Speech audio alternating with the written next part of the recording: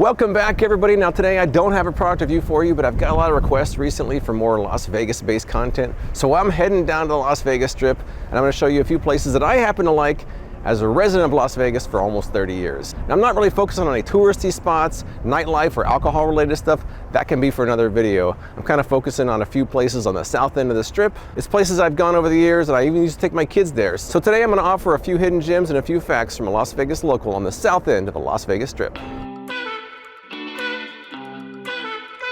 Now, a lot of Las Vegas locals avoid the Strip like the plague, but there's still a lot of cool stuff to do here, even when you live here. So I have a few things down here that I think that you might find of interest. They're not too crazy. They're kind of more mellow types things to do. But I'm going to be parking here at the Mandalay Bay. We're going to start there and work our way over. Parking used to be free around here. It's probably going to cost me 15 bucks to park here for a couple hours, but you got to do it, right? All the green lights there show the empty spaces. The red ones show the spaces that are taken. All right, so we're going to start our journey here at the Mandalay Bay. Now, down there is the Shark Reef. Over there is the convention center, and over here is what I think is the nicest pool in Las Vegas. But it's February, so no swimming this time, maybe in the summertime. The House of Blues. I've been to many concerts here before. They have a restaurant too, but mainly for concerts I go here. And then over this way, this is kind of a hidden gem itself. A lot of people don't realize there's shops between the Luxor and the Mandalay Bay. There's a lot of these around the Strip as well, the Cocolinis. And up here, I wouldn't go here if it was warm outside. That's the -5 ice bar. Everything in there is made of ice, including the bar itself and the glasses, but it's supposed to snow this week, so it doesn't really sound too appealing. And it's closed anyways. But a lot of people don't realize there's these shops here between the Mandalay Bay and the Luxor, which you can walk through. So this is definitely a hidden gem.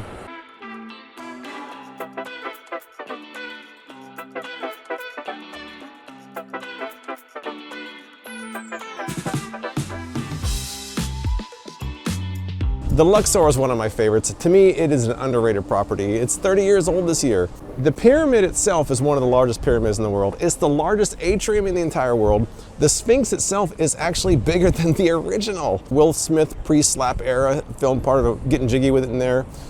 I think the first episode of Fear Factor with Joe Rogan, I think the first episode people were sliding down and grabbing flags.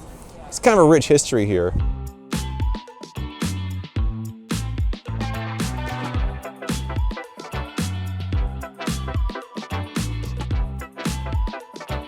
Inside, they have elevators that go at a 39-degree angle called inclinators. People say it's haunted. A lot of ghost hunters stay here because they think that there's ghosts here. There's just a lot of reasons to check out the Luxor if you haven't already. All right, we're heading next to the New York, which was one of my destinations for the day. I actually like to eat lunch here once in a while because their food court's kind of cool. But I got a few other facts about the New York before I get there. I mean, it looks like the New York skyline. They've got the Statue of Liberty. Kind of a funny story about the Statue of Liberty here in Las Vegas. Now, I think it was 2010, the US Post Office was gonna put out a commemorative stamp for the Statue of Liberty. The problem is they accidentally used a photo of this one, not the real one. So the sculptor of this one saw the stamp, sued them, and they lost. Post Office had to pay him something like $3 million bucks. Kind of a mistake on the Post Office part. Outside the New York now, it's kind of empty. And right here is one of the entrances. But right here, they got the Hershey's and the Reese's store, which is always kind of fun.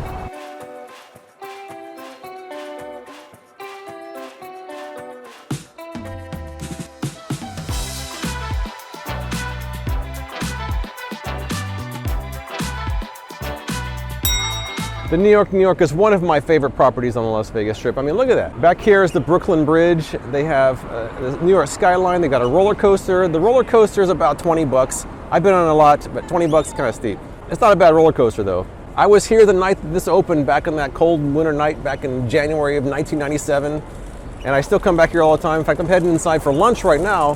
What I like about the food court there is that it kind of looks like a Vegas-y indoor version of a Greenwich Village. So let's go check it out.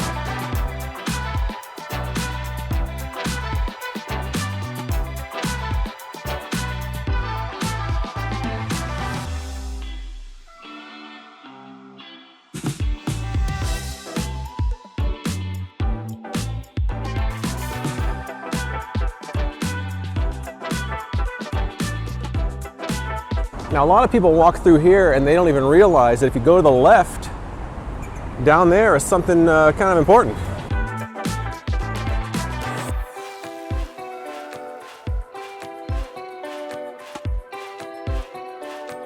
So over here is the T-Mobile Arena. Now that's probably the one thing that gets locals down on the Strip more than anything else is the hockey games. They're a lot of fun. This actually used to be a parking lot. I remember my friend that I was a bachelor party back in 2000. He was parked about right here and got sick, but I digress. Next door is the Park MGM. That used to be the Monte Carlo. A little further down toward the Bellagio is where the Dunes was at. I remember back in 1993, they imploded the Dunes, and in typical Vegas fashion, they made a big event out of it. They had fireworks for a building implosion.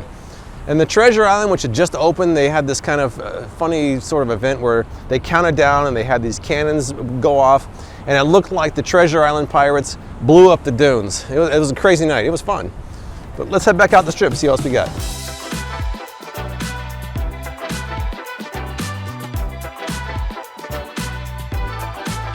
All right, here we are at the MGM Grand. This opened back in 1993 also. Originally, it was a Wizard of Oz theme. And then at some point, I think they were attracting too many kids, they got rid of the Wizard of Oz theme. It was funny, even back then, someone kidnapped Toto and held it for ransom. And right here, this used to be the entrance. This was a big lion's mouth you walk through.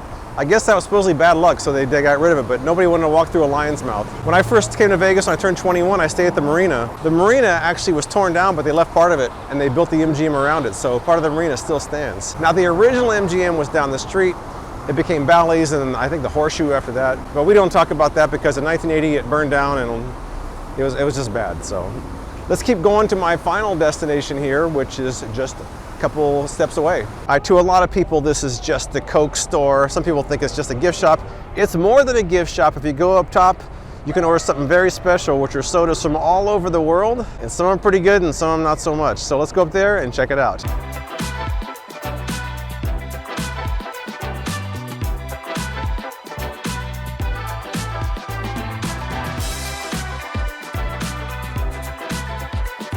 So this is the Around the World tray. It's 2 trays of drinks all over the world. It was 15 bucks. There's 16 drinks. So let's try it out and see how they taste. Kind of sweet. So far, Sprite Cucumber is the early favorite. It's a sweet tea. Sparberry from Zimbabwe. Oh wow. Thumbs up from India. Beverly from Italy.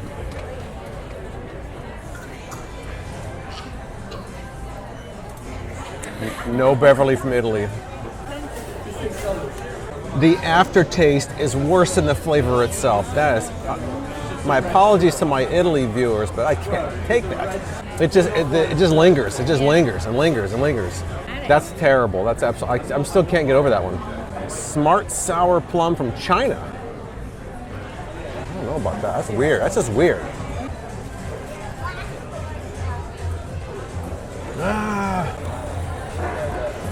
This is a runner-up from maybe the bit worst one. This is really bad. You know, this tastes like, it tastes like barbecue sauce flavored soda. It smells and tastes like barbecue sauce. No, I don't like that.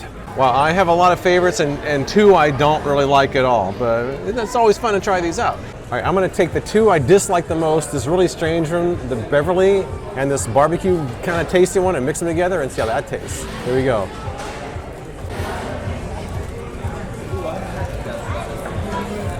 That doesn't even taste like it should be consumed by humans. No. I need a creamsicle to wash this down with here. No napkins. All